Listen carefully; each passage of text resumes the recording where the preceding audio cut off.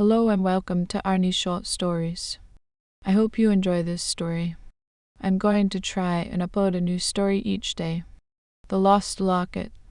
In the sleepy town of Maplewood, where the hills rolled gently and the woods whispered secrets, there stood a ramshackle pawn shop called Treasures and Trinkets. Its owner, Mr. Ebenezer Finch, was a gruff old soul with a knack for spotting value in the oddest trinkets. But on a wild, stormy night, when the wind shrieked like a banshee and rain battered the rooftops, something terrible happened. A shadow slipped into the shop. Voices clashed. Glass shattered.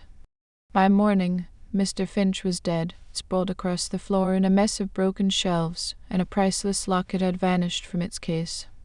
Holly Arnold was no ordinary 14-year-old.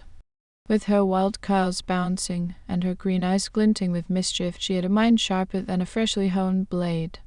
She'd only just moved to Maplewood, but she'd already made treasures and trinkets her haunt, poking through dusty relics and chatting with Mr. Finch about their stories. When word of his murder spread like wildfire through the town, Holly didn't hesitate. She felt a pang of lust and a spark of determination. This was a puzzle begging to be solved, and she was the one to do it. Sneaking past the yellow police tape that fluttered in the breeze, Holly stepped into the pawn shop. The air was heavy with the scent of old wood and tragedy.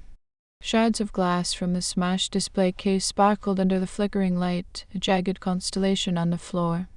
She crouched low, her fingers brushing the debris. Odd, she thought. The cash register sat untouched, coins glinting inside. Rings and watches lay undisturbed. Only the locket was gone. Then her eyes caught at a scrap of fabric, snagged on a splintered edge of the case. It bore a swirling pattern, bold and familiar, yet elusive. She tucked it into her pocket, her pulse quickening. This was her first clue. The trail begins. Holly's next stop was the Maplewood Library, a squat building stuffed with books and secrets. She settled at a creaky table, surrounded by towering shelves, and dug into the town's history. Page after yellowed page revealed the tale of the locket. It had belonged to the Harrington family, Maplewood's wealthiest clan a century ago.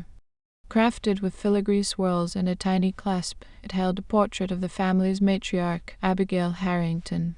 Whispers in the records hinted at more secret locked inside, something that could rewrite the Harrington legacy. Holly leaned back, chewing her lip. A family secret worth killing for. That fabric nagged at her. She'd seen it before, hadn't she? Then it hit her, the curtains in the old Harrington mansion, a crumbling heap on the edge of town she'd explored with her friend Jake on a dare. The pieces clicked together like a lock tumbling open. She grabbed her backpack and raced out, the library door banging shut behind her. The mansion loomed against the grey sky, its stone walls choked with ivy, its windows dark and hollow. Holly slipped through a broken gate, her sneakers crunching on gravel. Inside, the air was thick with dust and echoes. She moved silently, her eyes darting over faded portraits and moth-eaten rugs. Then she saw them, fresh footprints in the grime, leading to a grand hall. A half-eaten sandwich sat on a table, its crust curling. Someone had been here. Recently. Footsteps echoed. Holly ducked behind a heavy curtain, its fabric brushing her cheek. Yes, the same pattern. Peering out, she saw a woman, tall and striking, with features sharp enough to cut glass. She rifled through a desk, muttering, "It's here somewhere, the proof." My birthright. Her voice was taut with desperation. Holly shifted for a better look, but her elbow nudged a vase. It toppled, shattering with a crash that rang through the silence. The woman's head snapped up. Their eyes met for a heartbeat, then she bolted, papers fluttering in her wake. Holly scrambled after her, but the woman was fast, vanishing into the shadows.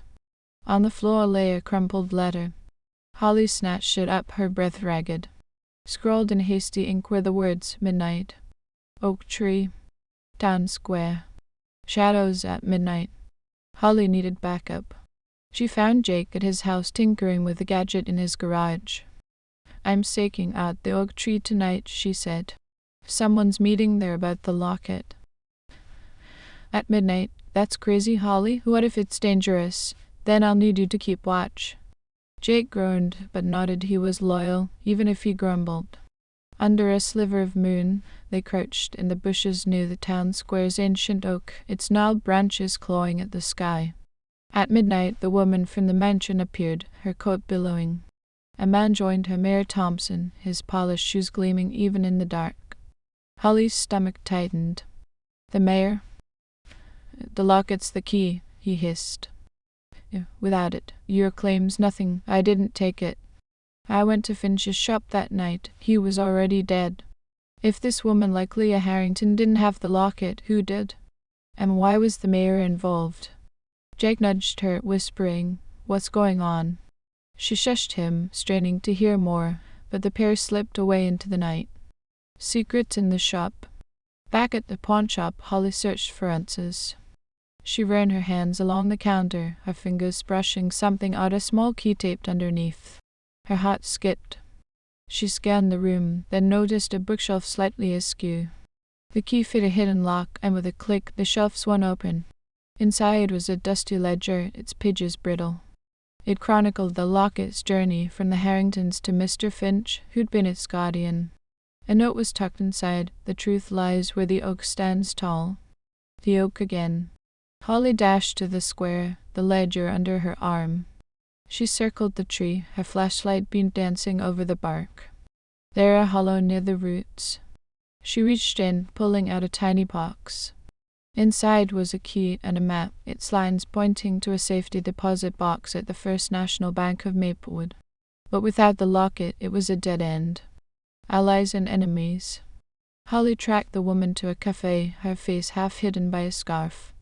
"You're a Harrington?" Holly said, sliding into the seat across from her.